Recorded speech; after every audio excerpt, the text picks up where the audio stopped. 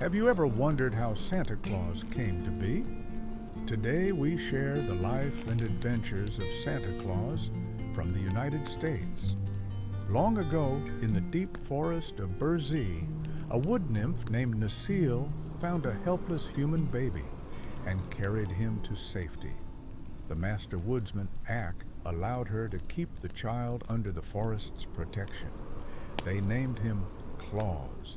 He grew among fairies, rails, knooks, and nymphs, learning kindness and wonder. Yet even in this magic place, Claus felt a gentle tug toward a purpose beyond play. Before we go on, let us know in the comments, where are you listening from and what time is it? Claus grew strong and cheerful under Necile's care. He learned the songs of bees, the whispers of leaves, and the laws of the forest folk. When he came of age, Ak took Claus to see the wide world of humans. Claus saw joy and work, but also hunger and cold. He noticed children most of all, some laughing, some lonely. His heart decided he would help the little ones. With Ak's blessing and the friendship of the Immortals, Claus left Burzee to find a home near people. Guided to the Laughing Valley, Claus built a small house by a merry brook. The Knooks brought sturdy logs, the fairies gifted pots and blankets, and the Ryls filled his cupboard with milk, bread, and honey. In winter's hush, a snowfall kept children far away, and Claus grew restless. One evening by the fire, he whittled a stick into a little cat. It looked so friendly that even his real cat blinked in surprise. Without knowing it, Claus had made the first toy. A storm blew a small boy named Weekum astray in the snow. Claus heard a faint cry, brought the child in, and warmed him gently. The boy cuddled the wooden cat and smiled. In the morning, Claus carried him home through the drifts. After that, the Ryls shared bright paints, and the toy cats gained green eyes, red tongues, and blue ribbons.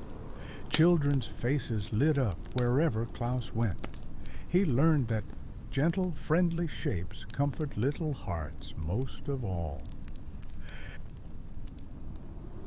Claus carved rabbits, lambs, and deer, gentle creatures that wouldn't frighten little Mary, who had once cried at a fierce lioness toy. Word spread, and children visited the Laughing Valley path for playthings. Even a rich girl, Bessie Blithesome, asked kindly for a toy. The Fairy Queen and Necile agreed, rich or poor, every child's heart longs the same. Claus shaped a new toy, a dolly, baked from clay, painted with care and dressed in silk, bringing comfort to small arms. But trouble arrived. The August, sneaky mischief makers, disliked children growing kind and content. They stole toys, hid them in a cavern, and tried to carry Claus away. With help from Knooks and fairies, Claus escaped. At last, Ak led the Immortals to defend goodness. In a great battle, evil plans failed, and peace returned to the valleys. Afterward, Claus once more filled his shelves, ready to bring joy without fear. Winter deepened. Two friendly deer, Glossy and Flossie, found the snow frozen firm. They offered to pull a small sled if the Knooks allowed it.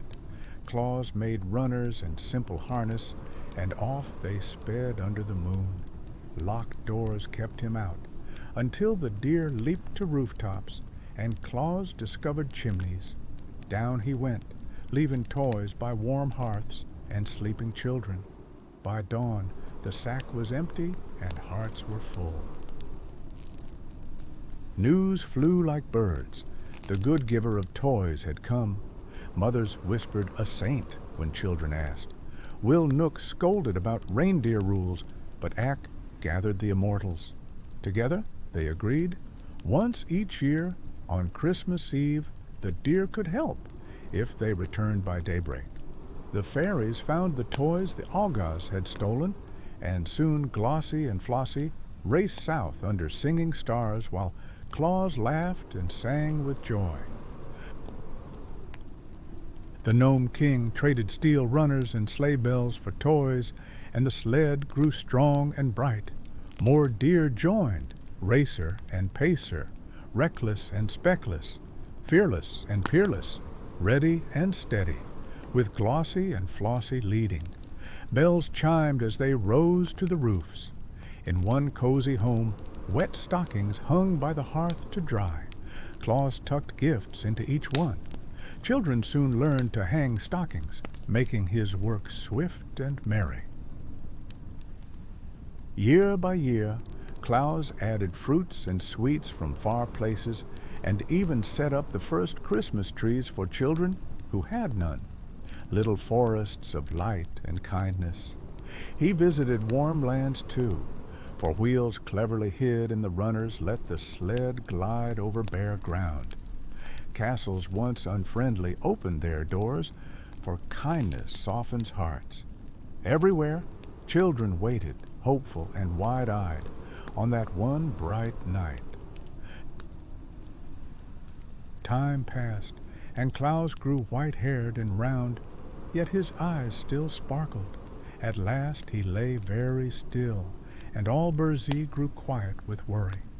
Necile called Ak, and the Immortals gathered in a shining council. Together they chose to give Claus the mantle of immortality, for love had filled his life.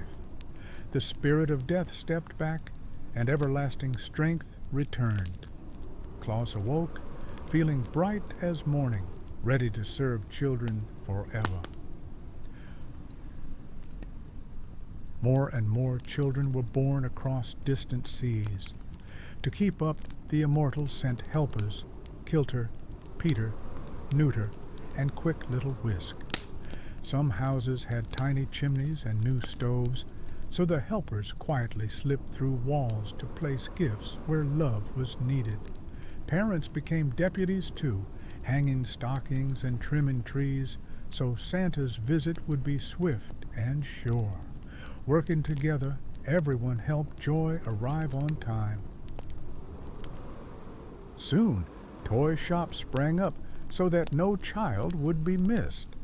Santa still traveled each Christmas Eve, but through the year, helpers and families shared the giving. The reindeer team, strong and beautiful, knew every roof ridge and turning lane. Whether snow sparkled or wheels hummed on dry roads, the sled found the way, and everywhere the sound of soft bells meant comfort, surprise, and the cozy feeling of being remembered. So the orphan of Burzee became Santa Claus, the friend of children.